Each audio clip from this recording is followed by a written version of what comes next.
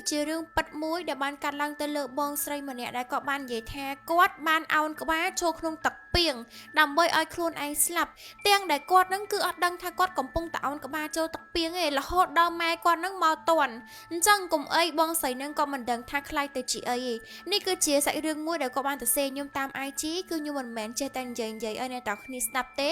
គឺវាជារឿងប៉ិតណាអ្នកទាំងគ្នាគឺគាត់ត្រូវបានគេធ្វើអំពើនិយាយចំទៅគឺព្រាយបិសាចនឹងគឺបានបញ្ជាគាត់ឲ្យគាត់អោនក្បាលជាមួយទឹកក្នុងទឹកនឹងឲ្យគាត់ស្លាប់ហ្មងណាប៉ុន្តែគុំតបានម៉ាក់គាត់ឯងគុំអីមិនដឹងគាត់ទៅជាយ៉ាងណាមានបងស្រីម្នាក់មានឈ្មោះថាខៃស៊ីនគាត់បានចែករំលែកសាច់រឿងឲ្យខ្ញុំតាម IG គាត់បាននិយាយថាបន្ទាប់ពីថ្ងៃដែលគាត់បានជាមួយក្បាលចូលក្នុងទឹកពីងដើម្បីឲ្យស្លាប់នឹងណាពី3ថ្ងៃក្រោយមកគាត់បានឮសំឡេងគេខ្សឹបប្រាប់គាត់ថាខែ5ថ្ងៃទី25គេយកប្រឡងឯងទៅអូយភឺសបល់ទៀតអ្នកទាំងគ្នាគឺវាជារឿងប៉ិតណាអ្នកទាំងគ្នាអញ្ចឹងនៅពេលដែលគាត់បានឮតំណឹងនឹងភ្លាមគាត់មានអារម្មណ៍ថាតក់ស្លុតខ្លាំងមែនតើហ្មងអញ្ចឹងបន្ទាប់មកគាត់ក៏បានប្រាប់រឿងហ្នឹងទៅដល់ម៉ាក់គាត់ភ័យខ្លាំងមែនតើក៏បានបញ្ញាបញ្ជូនគាត់ទៅខេត្តសៀមរាបដើម្បីឲ្យជួបគ្រូដូចថាគ្រូខាងជួយដោះអំពើដោះអីអញ្ចឹងដែលមានឈ្មោះថាព្រះនាងពៅខ្ញុំមិនដឹងថាអ្នកទាំងគ្នាស្គាល់អត់ទេខ្ញុំក៏អត់ស្គាល់ដូចគ្នាខ្ញុំនិយាយតាមអ្វីដែលគាត់ទៅសេ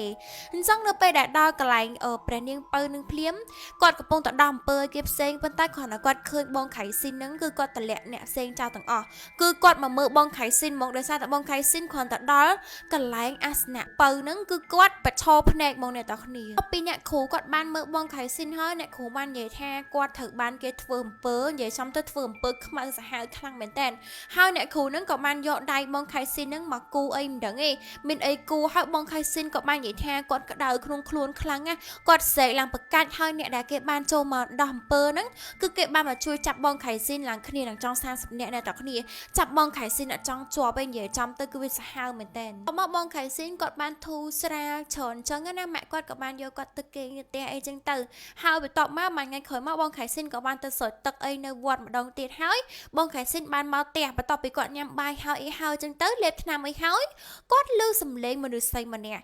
គឺសំឡេងហ្នឹងគឺដោយប្អូនស្រីរបស់គាត់មែនតើទាំងដែលគាត់ហ្នឹងនៅសៀមរាបពេលប្អូនស្រីគាត់នៅពេញអីចឹងណាប្អូនស្រីគាត់ឈ្មោះផល្លាអញ្ចឹងដោយសារតែគាត់ឮសលេងហ្នឹងគេហៅគាត់ញយដងពេកគាត់ងាកមើលគឺអត់មានឃើញណាគេទាំងអស់ប៉ុន្តែនៅតែឮសលេងហៅគាត់ថាខៃស៊ីនអញ្ចឹ